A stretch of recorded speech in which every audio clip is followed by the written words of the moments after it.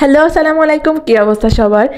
আজকে আমার এক্সামের দিন এবং সকাল থেকে আমি অনেক স্ট্রেসে ছিলাম। সকাল ৯টায় ঘুম থেকে উঠছি, গত রাতে সারা রাতই পড়ছি আমি। তো আজকে সকালে উঠে সকালটা অনেক সুন্দর ছিল।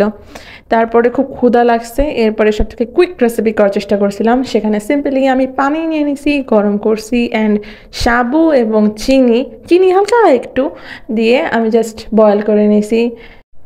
অ্যাজ আ হোস্টেলার সবথেকে ইজিয়েস্ট ওয়ে শিখতে হয় রান্না করার জন্য, যাতে কম টাইমে খুব দ্রুত খাবারটা খাওয়া যায়। দেন ফ্রেশ হইতে গেলাম। তারপরে আমি খেজুর দিয়ে আমার খাবারটা সার্ভ করলাম। আমি এই মিনি কুকারে রান্না করি, আবার মিনি কুকারে খাই। হা হা হা। When you will come to the university, you will learn everything, buddy.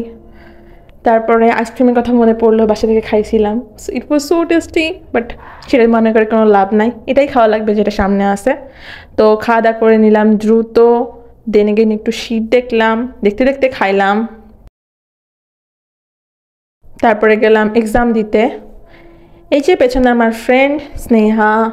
তারপরে এক্সাম শেষ করলাম, অনেক টায়ার্ড ছিলাম, তাই আর ক্লিপ নিই নাই।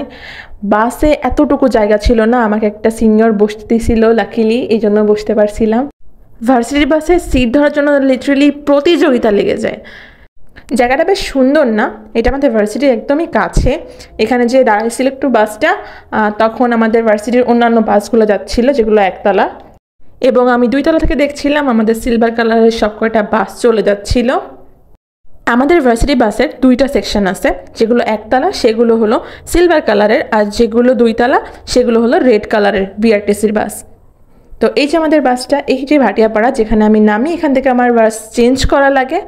তো বাস চেঞ্জ করার সময় একটা আইসক্রিম কিনে খেতে খেতে উঠলাম।